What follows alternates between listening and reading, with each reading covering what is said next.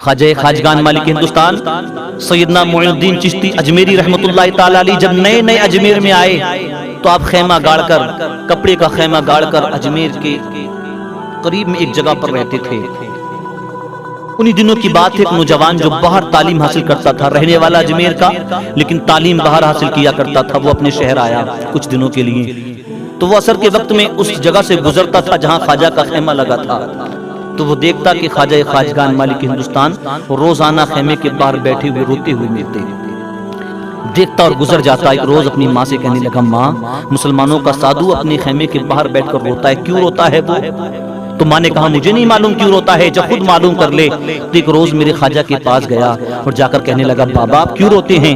میں روزانہ ادھر سے گزرتا ہوں اور روزانہ آپ کو روتا ہوا دیکھتا ہوں، رونے کی وجہ کیا ہے؟ تو میرے خواجہ نے کہا کہ مجھے اپنے شیخ کی یاد آتی ہے، مجھے اپنے مرشد کی یاد آتی ہے، اور مجھے مرشد کی یاد آتی ہے تو آنکھوں میں آنسو آ جایا کرتے ہیں، مجھے اپنے شیخ کی یاد آتی ہے تو آنسو آ جایا کرتے ہیں۔ نوجوان نے کہا کیا محبت میں بھی رویا جاتا ہے؟ میرا ماننا تو یہ ہے کہ غم میں رویا جاتا ہے، مصیبت میں رویا جاتا ہے، دکھ میں رویا جاتا ہے، لیکن مجھے بتاؤ میں بھی رویا جاتا ہے؟ تو میرے خواجہ نے کہا ہاں محبت میں بھی رویا جاتا ہے۔ نوجوان نے کہا کہ کیا محبت میں بھی رویا جاتا ہے؟ تو کہا میرے خواجہ نے ہاں محبت میں بھی رویا جاتا ہے۔ تو بڑے مزے کی بات نوجوان نے کہا کہ بابا میں بھی رونا چاہتا ہوں محبت میں، مجھے اندازہ نہیں ہے محبت میں کیسے رویا جاتا ہے، میں بھی رونا چاہتا ہوں محبت میں، بتائیں مجھے کیا کرنا ہوگا؟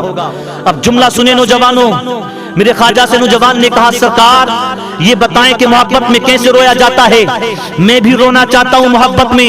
تو میرے خواجہ نے کہا کہ اگر تو محبت اور اس کی چاشنی کو سمجھنا چاہتا ہے اور محبت میں رونا چاہتا ہے تو دو کام تجھے کرنے ہوں گے، دو کام تجھے کرنے ہوں گے۔ پہلا کام یہ کہ کلمہ پڑھ کے مسلمان ہو جا، اور دوسرا کام یہ کہ میرا مرید بن جا، پھر تجھے سمجھ میں آئے گا کہ محبت میں کیسے رویا جاتا ہے۔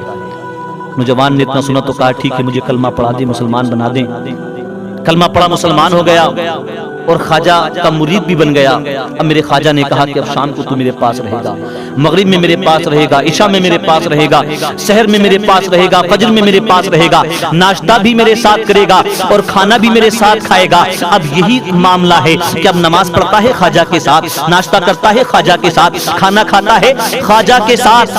جب کچھ دن گزر گئے، کچھ دن گزرنے کے بعد میرے خواجہ نے کہا جا 3 دن کی تیری چھٹی ہے، اب 3 دن تیری چھٹی ہے، اپنے گھر جا اور جو تیرا دل چاہے اب کرنا۔ حضرات یہ مرید خوشی خوشی اپنے گھر گیا، جس کو کیا خبر تھی کہ کیا میرے ساتھ ہونے والا ہے، اپنے گھر گیا۔ جیسے ہی شام ہوئی ماں نے 3 روٹیاں سامنے لا کر رکھی، اب سے پہلے 3 روٹیاں کھا جایا کرتا تھا، لیکن جب آج کی رات آج کی شام ماں نے 3 روٹیاں سامنے لا کر رکھی ہیں تو 3 روٹیاں کھانا تو بڑی بات ہے عزیزو، ایک لقمہ تک نہ کھا سکا۔ ماں نے کہا بیٹا کھانا کیوں نہیں کھاتا؟ کہنے لگا پتہ نہیں کیا ہو رہا ہے، دل نہیں چاہتا کہ ایک بھی لقمہ کھاؤں۔ حضرات رات گزری، عشاء کی نماز کے بعد چھت پہ گیا اور گھومنے لگا۔ ماں نے پوچھا بیٹے سوتا کیوں نہیں؟ کہنے لگا مجھے نہیں خبر میرے ساتھ کیا ہو رہا ہے، مجھے نہیں خبر میرے ساتھ کیا ہو رہا ہے، عجیب معاملہ ہے، نہ کھانے جی چاہتا ہے نہ آرام کرنے جی چاہتا ہے، مجھے امی اس بات سمجھ میں نہیں آتی کہ میرے ساتھ کیا معاملہ ہو رہا ہے۔ رات کے 12 بج چکے ہیں، اب صبح کچھ اور وقت گزرا، پھر جب صبح کی سفیدی نمودار ہوتی ہے تو دہاڑے مار مار کے رونے لگا۔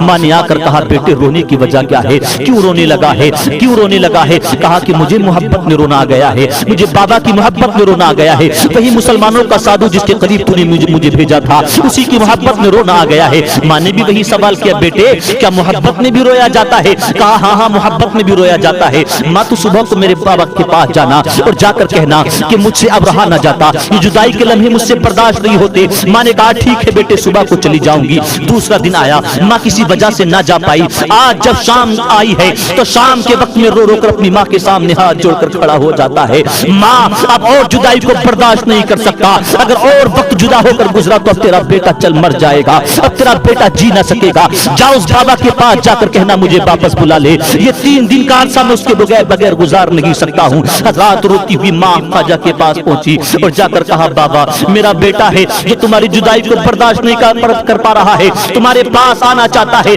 بلک رہا ہے، رو رہا ہے، میں ماں ہوں، مجھ سے رونا اس کا دیکھا نہیں جاتا، تڑپنا اس کا دیکھا نہیں جاتا، بلکنا اس کا دیکھا نہیں جاتا۔ میرے خواجہ نے کہا تھا ابھی تو چند دن، ابھی تو تھوڑا سا وقت گزرا ہے، ابھی تو کچھ دن باقی بیٹی ہے اس سے کہہ کے بھی جدائی برداشت کرے. ماں نے کہا بابا اس کا تڑپنا مجھ سے دیکھا نہیں جاتا, چونکہ میں تو ماں ہوں نا, اس کا رونا مجھ سے دیکھا نہیں جاتا. میرے خواجہ نے کہا تھا کہ ماں ویسے کرنی کی ہو تو مصطفیٰ دیدار روک دے, تو ماں بن کے آئی ہے, جا کہہ دینا اپنے بیٹے سے آ جائے میرے پاس. اب ماں اپنے گھر پہنچی ہے اور کہا بیٹے جا تیرے بابا نے اجازت دے دی ہے, جا تیرے خواجہ نے اجازت دے دی ہے. اب دوڑتا ہوا یہ مرید میرے خواجہ کی بارگاہ میں پہنچا ہے, مریدین کی جماعت بیٹھی ہوئی ہے, کتاب کھلی ہے, بات چل لگی ہے.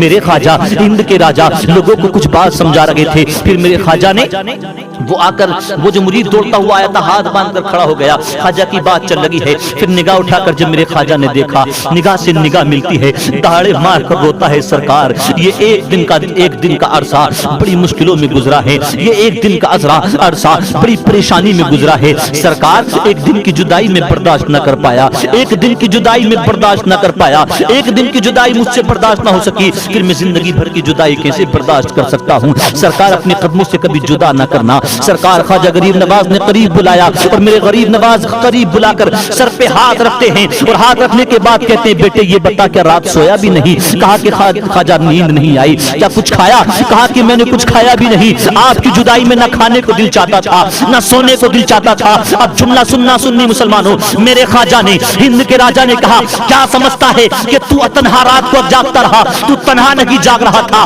اگر مرید نہیں سو رہا تھا تو پیر بھی نہیں سو رہا تھا. تو کیا سمجھتا ہے کہ تو نے تنہا کچھ نہیں کھایا ہے؟ اگر تو نے کچھ نہیں کھایا ہے تو تیرے پیر نے بھی کچھ نہیں کھایا ہے, کیونکہ محبت ایک طرف سے نہیں ہوا کرتی ہے, محبت دونوں طرف سے ہوا کرتی ہے. جتنی محبت تو مجھ سے کیا کرتا ہے اتنی ہی محبت تیرا مرشد بھی تجھ سے کیا کرتا ہے. اس لیے میرے عزیزو ہم اس لیے تو خواجہ سے محبت کرتے ہیں کہ ہمارے خواجہ ہم سے محبت کرتے ہیں, اور جو خواجہ سے محبت کرے گا اس واقعے سے ثابت ہو گیا کہ ہند کا راجا ان سے محبت کرے گا. اس